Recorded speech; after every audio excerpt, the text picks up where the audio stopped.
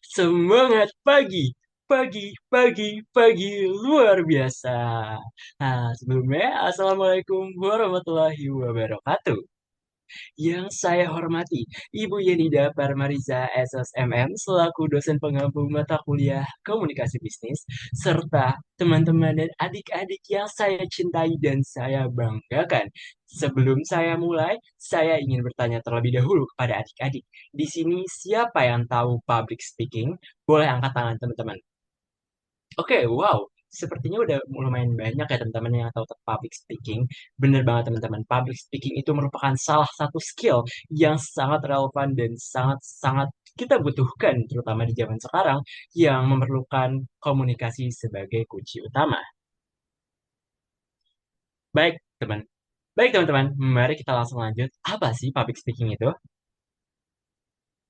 Nah, jadi teman-teman, public speaking adalah seni dan keterampilan berbicara di hadapan para audiens dengan tujuan untuk menyampaikan informasi, dengan tujuan untuk mempengaruhi ataupun untuk menghibur teman-teman. Ini merupakan pengertian public speaking teman-teman. Nah, terus public speaking juga memiliki manfaat dong pastinya. Yang pertama adalah meningkatkan kepercayaan diri. Yang kedua, membantu membangun hubungan yang lebih baik. Yang ketiga, memperkuat kemampuan persuasi. Persuasi itu mengajak teman-teman. Jadi ketika kita memiliki skill komunikasi yang bagus, tentu saja kemampuan persuasif kita akan bertambah. Lalu yang terakhir adalah yang keempat adalah membuka peluang karir yang lebih luas. Karena balik lagi teman-teman, di situ kita bicara tentang public speaking di mana kita berkomunikasi dengan banyak orang kan. Tentunya dari situ peluang karir kita akan tambah melonjak teman-teman. Next. Nah, terus ini masih ke dalam pengertian public speaking secara general teman-teman. Kalau di sini ditulis kuasai public speaking dengan pesan relevan dan terstruktur. Penyampaian vokal yang jelas dan juga penampilan yang meyakinkan. Libatkan audiens dan tunjukkan kepercayaan diri. Kata kuncinya adalah percaya diri. Ketika kita percaya dengan diri kita sendiri, tentunya akan lebih mudah bagi kita mengkomunikasikan apa yang kita coba sampaikan, teman-teman. Terus next lagi, dalam melakukan public speaking tentunya sama aja seperti aktivitas lainnya teman-teman. Kita perlu ada yang namanya preparation atau persiapan sebelum berbicara. Yang pertama, kita harus mengenali audiens kita dan juga tujuannya apa. Nah, sesuaikan materi dengan siapa yang akan mendengarkan dan apa yang ingin kalian capai dalam memberitahukan, membujuk, dan lain-lain. Jadi kita tuh harus tahu tujuan kita mengadakan public speaking itu apa teman-teman. Nah, terus yang kedua adalah menguasai materi.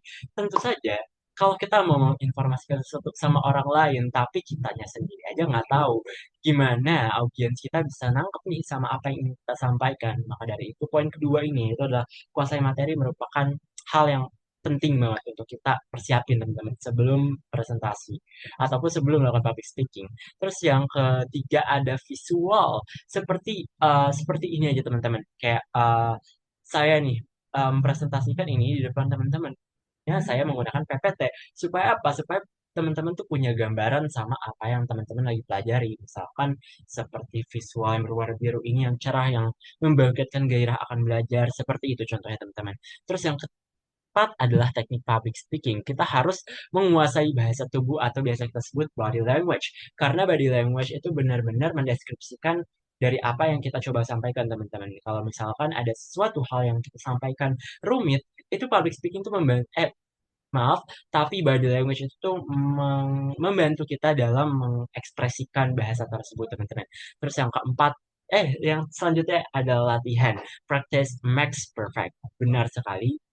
Benar sekali, teman-teman, bahwa apabila kita latihan, maka kita akan lebih siap dalam melakukan presentasi ataupun public speaking.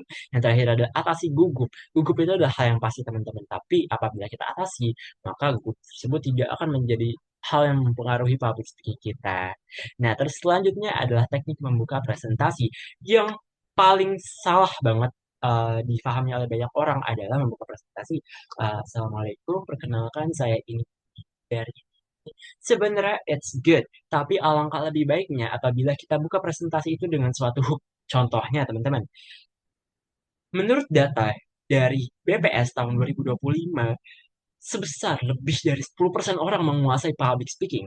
Nah, ketika kita uh, ngomong langsung based on fakta dan data, audiens itu akan merasa lebih engage sama apa yang kita coba sampaikan.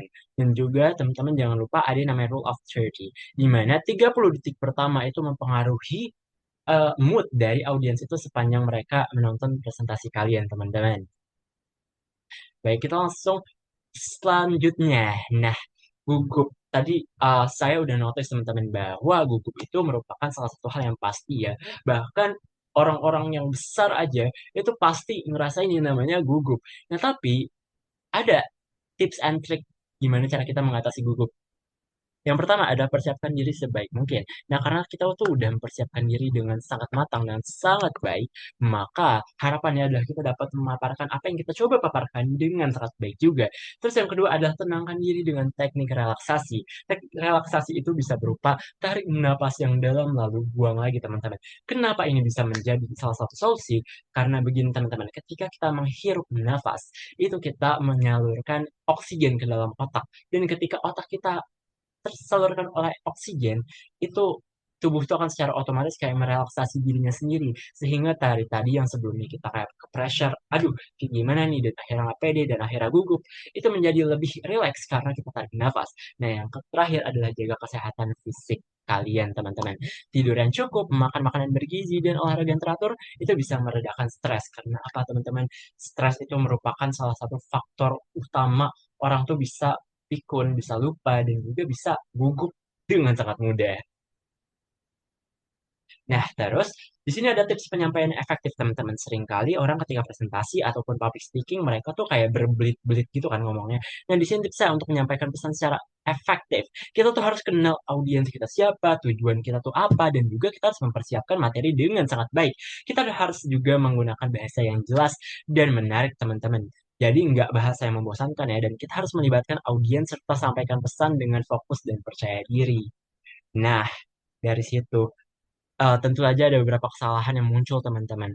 Kayak contohnya penguasaan materi yang kurang dan juga kurang latihan, teman-teman. Nah, itu harus banget dihindari dengan cara apa? Dengan cara kita tuh harus memaksimalkan potensi kita dengan cara latihan terus-menerus dan juga sering membaca dan juga menguasai materi kita dengan sangat baik, teman-teman. Nah, mungkin itu aja, teman-teman, pemaparan materi dari saya. Public speaking ini merupakan salah satu aspek yang sangat penting sekali untuk kita pelajari zaman sekarang. Di era yang serba disrupsi akan informasi, penyampaian informasi yang sangat tepat, cepat, dan jelas adalah yang dicari oleh banyak company, banyak orang, dan banyak perusahaan. Maka dari itu, penting bagi kita mempelajari public speaking sejak dini. Nah, atas atensi perhatiannya, teman-teman, saya mengucapkan banyak-banyak terima kasih kepada adik-adik di sini yang telah mampir dan telah menyaksikan saya dari awal hingga akhir. Semoga materi yang saya sampaikan ini dapat berguna bagi teman-teman dalam mengembangkan skill dan bakat teman-teman dalam public speaking. Saya Ferdian, saya pamit undur diri. Sekian, terima kasih.